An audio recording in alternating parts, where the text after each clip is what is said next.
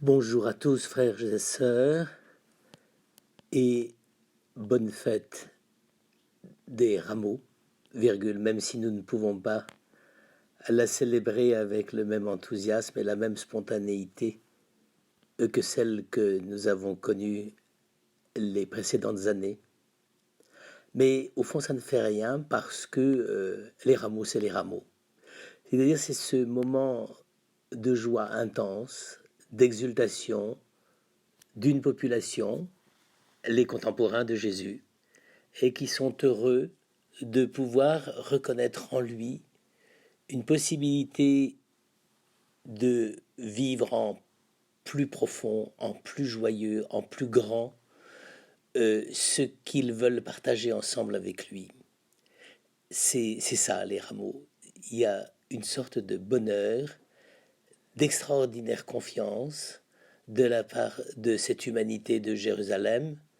Tout le monde ne participe pas à la fête, ça c'est trop clair, il y a toujours des gens qui font un peu la tête, mais c'est ce bonheur d'une foule et qui découvre le Fils de Dieu, Hosanna, au Fils de David, le Fils de David, c'est-à-dire c'est le Messie, le Mashiach, le Christ, n'est-ce pas? Alors, je voudrais simplement vous l'expliquer à partir de cette photo très réaliste.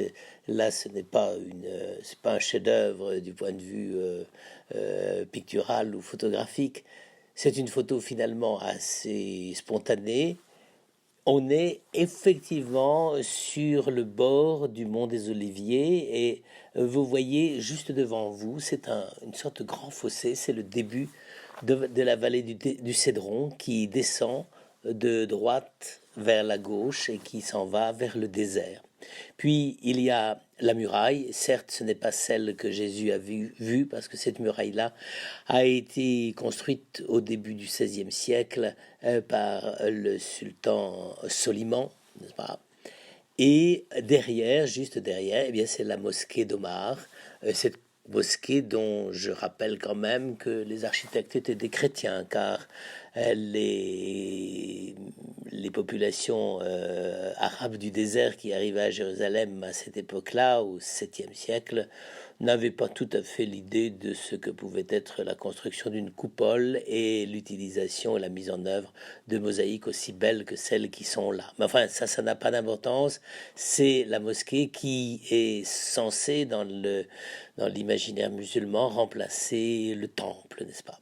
Et puis derrière, la ville de Jérusalem, à la fois la vieille ville, c'est-à-dire tout ce tissu, ce filet très serré de bâtiments, et puis derrière, la ville, donc ça c'est la ville ancienne, et puis derrière, c'est une ville plus moderne, c'est celle que les Israéliens ont construit depuis à peu près la Première Guerre mondiale. Tranquillement, ils ont petit à petit fait leur place et ils se sont installés là et on ne sait pas exactement si un jour Jérusalem pourra avoir le statut qui avait été défini dès 1948 de Jérusalem comme ville internationale. Ce n'était pas simplement un vœu, si je puis dire, religieux, mais c'était vraiment le désir que tous avaient à cette époque-là, après la guerre, de trouver un lieu, une ville ouverte, en fait, Jérusalem, ville ouverte.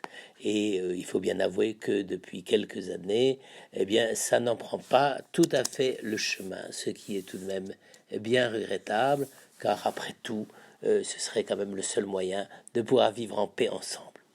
Alors ça, c'est ce que nous voyons, nous, et c'est la base, disons, de notre célébration des rameaux, puisque Jésus, ce jour-là, très simplement, ça devait être un jour où il descendait de Béthanie, de chez ses amis, Lazare et ses sœurs, n'est-ce pas, où il regagnait Jérusalem vers l'emplacement du temple, donc il allait descendre au fond de la vallée, puis remonter le long de ces murs, qui sont actuellement occupés surtout par des tombes, n'est-ce pas? Et puis, il allait aller sur l'esplanade du temple, et le temple n'avait pas du tout la même allure que la mosquée d'Omar, ça c'est trop évident, mais c'était quand même un peu cette grande perspective d'un lieu, Jérusalem, que les montagnes entourent. La plupart des pèlerins qui venaient à Jérusalem pour la Pâque passaient par là, n'est-ce pas? Or, nous, c'est ce que nous voyons, mais il y a quelque chose qui m'a toujours beaucoup interrogé, c'est euh, un des derniers regards que Jésus a pu poser sur Jérusalem. Et les rameaux, c'est quand même un peu ça. Qu'est-ce qui se passe pour les rameaux? Tout à coup, il y a une sorte de transe et de d'intuition prophétique collective, une sorte de prophétie collective d'un peuple qui pressent la présence et la force spirituelle que peut lui apporter Jésus, le prophète de Nazareth, n'est-ce pas, l'homme qui vient de Nazareth. Et donc, à ce moment-là, n'est-ce pas, la, la foule est comme prise par une sorte de bonheur et de transe, et en même temps, Jésus monté sur cet ânon, n'est-ce pas, le petit d'une ânesse, Jésus est là et il voit à la fois la foule et il voit Jérusalem. Il voit la foule, il voit la ville. Il voit l'assemblée de tous ces hommes qui l'acclament, mais en même temps, cette assemblée qui s'invite elle-même à l'accompagner pour entrer dans la ville qui est la Jérusalem céleste. Donc, si je puis dire, quand on y réfléchit au moment des rameaux, Jésus a eu cette intuition extraordinaire de vraiment pourquoi il était venu. Il était venu pour rassembler tout ce peuple dans la Jérusalem céleste, le lieu même de la manifestation du royaume. Et donc, on peut imaginer l'espèce de force et de beauté, de grandeur et qui a dû traverser le cœur de Jésus, n'est-ce pas? Oui, c'est pour ça qu'il était venu.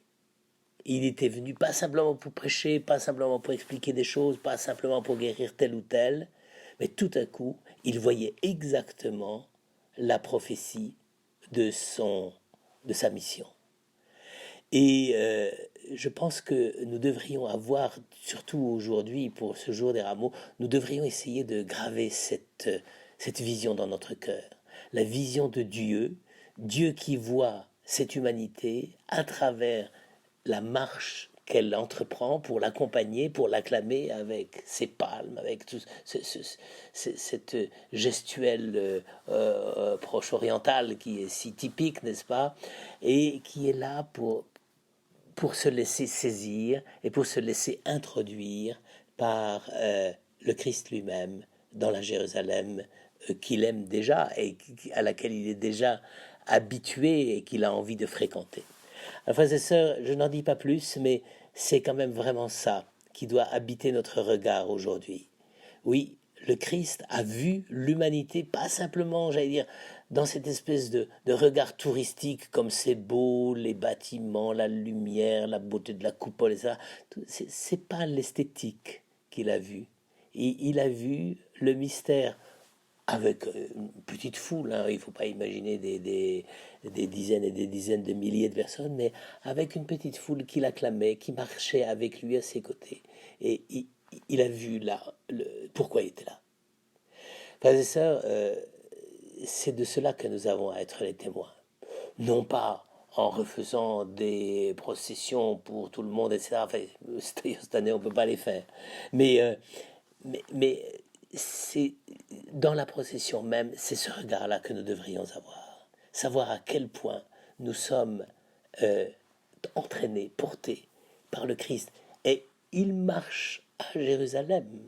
Il ne va pas encore dans le royaume, n'est-ce pas? Il y est en route, mais il va vers Jérusalem. Et il est porté par ce jeune animal, n'est-ce pas, qui est là, le petit d'une ânesse. Et il découvre, d'une certaine manière, comme il l'a jamais vu, la beauté et la grandeur de Jérusalem. Oui, au fond, le Christ encore aujourd'hui admire nos processions des rameaux, même si nous les faisons dans des salons, dans des petits jardins ou dans des lieux un peu privés. En réalité, c'est la même chose. Ce qui compte, c'est pas tellement notre regard, c'est le regard de Dieu sur nous. Et c'est ça notre joie et notre salut aujourd'hui.